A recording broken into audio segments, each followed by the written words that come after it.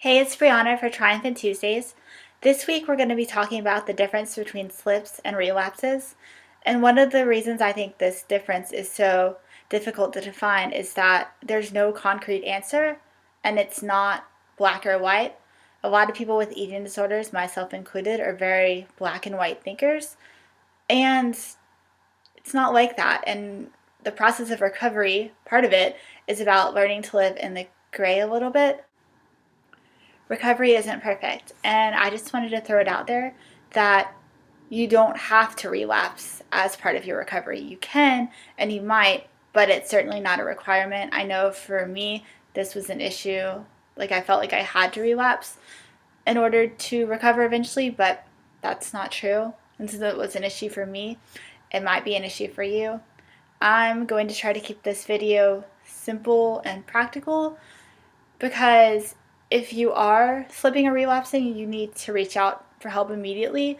And pondering whether you are slipping or relapsing by yourself isn't a very good idea.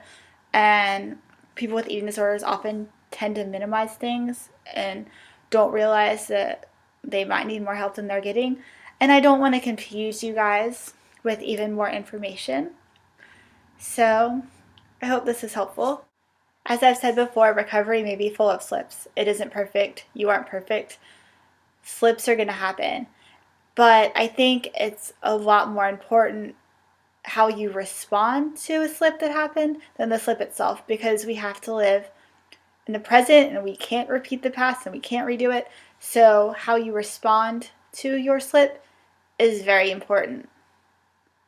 If you did an eating disorder behavior or something else self-destructive, or just something you're not supposed to be doing. Like, I know people without eating disorders watch our videos. So if you did something you're not supposed to be doing, how did you respond?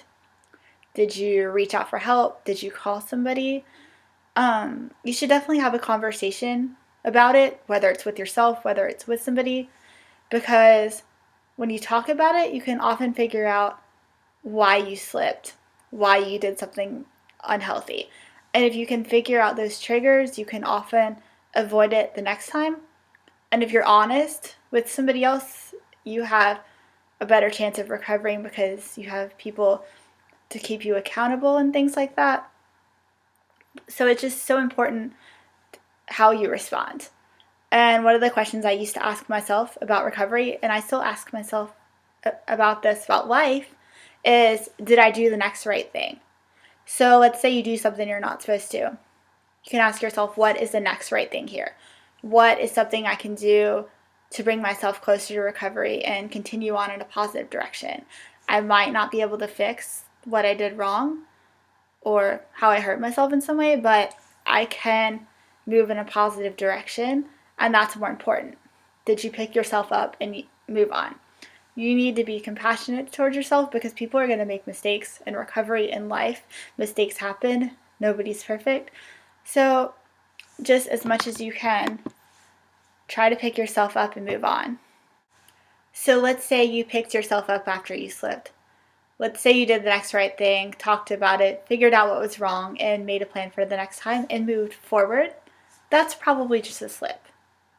Something really important to remember is that slips happen sometimes or occasionally, but relapses are more of a pattern. Do I keep slipping?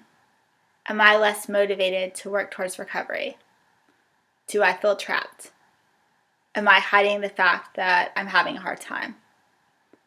Am I not doing the next right thing? Has my physical, spiritual, emotional, mental health suffered a lot from this? Do I feel like I can't get out of it? Do I feel like I need more help? If those are true, you're probably relapsing and you definitely need to talk to someone about it. As I said, relapses are more of a pattern, so if you're noticing a lot of destructive patterns in your life and more good than bad, you're probably relapsing. If you're having a lot of bad days and not so many good ones, you're probably relapsing. But no matter what, you can always turn it around. You can always get more help. You can always reach out. And you can always start over. It's never hopeless. And there's always a chance that you can learn from it. And people go through really hard things, and as long as you learn from it and become a stronger person, that's all that matters. So, like I've said, just be compassionate towards yourself and try to get yourself appropriate help. And don't be ashamed if you relapse, and don't be ashamed if you slip, because people make mistakes and it's all part of life. And just do your best to learn from it.